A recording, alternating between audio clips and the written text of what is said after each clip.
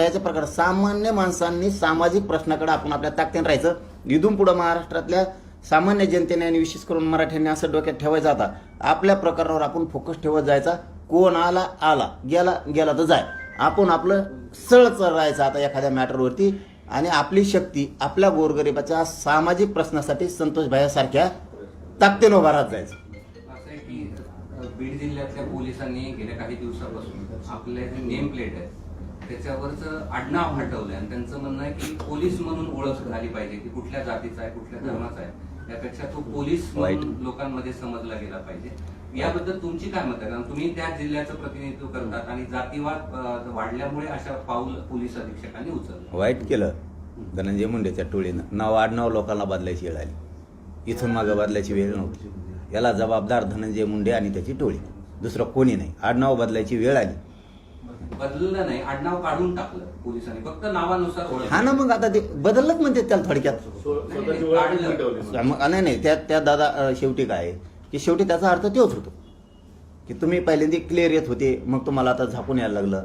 हे म्हणजे पट्टी लावून यायला लागली, मला पहिल्यांदा पट्टी लावून यायला लागली. हे चांगलं नाही. हे सत्य आहे. सामाजिक स्वास्थ्य बिघडण्याचं काम धनंजय मुंडे आणि त्याच्या टोळीनं केलं. नसता होतच नव्हतं. इथून मागं काय नावं नव्हते का? हे संतोष भायाचं प्रकरण झाल्यापासूनच झालंय. कारण हे प्युअर किचकट त्याची टोळी जातीवाद करते. प्युअर आणि किचकट जातीवाद करते त्याची टोळी. त्याच्या टोळीत काही पोलीस अधिकारी आहेत, काही डॉक्टर आहेत, काही कार्यकर्ते आहेत. ते काय करते, रस्त्याने चालले की लोकांना कट हाणणार मोटरसायकल, 4 व्हीलर गाडी आड्या तेड्या चालविणार, अशा आडव्या तेड्या चालविणार आणि तेच उभा करणार आणि तेच शिव्या देणार आणि लोकांना घाण शिवाय देणार. दारू पिणार, सार्वजनिक ठिकाणी शिव्या देणार, गावात चौवाटेवर शिवाय देणार, हॉटेल पुढे शिव्या देणार. ही त्यांची पद्धत. शाळेतले पोरं सुद्धा काढते तो. ते जे चांगलं केलं की वाईट केलं याच्यातनं फायदा नाही वाईट चांगला नाही, अजिबात चांगला नाही. ओळख मदत होणार नाही. आता 8-9 मिनिट मदत झाल्यावर तर मग उद्या मध्ये माणसंच मिठा.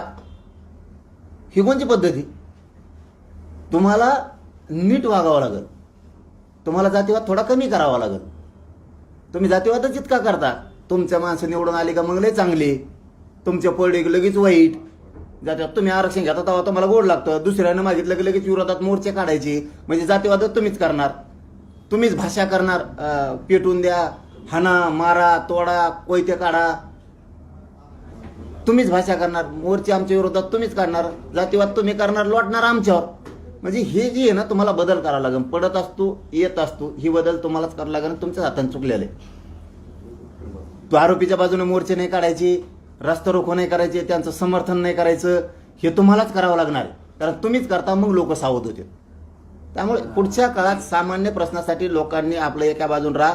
माझं ठासून आणि ठामपणे राज्यातल्या मराठ्यांना सांगणं आहे की इथून पुढच्या काळात हे असेच प्रकरण खेळत राहणार. एखादं प्रकरण जर जिरवायचं असलं तर आपल्या बाजूनं मग कोणीही उभा राहणार नाही.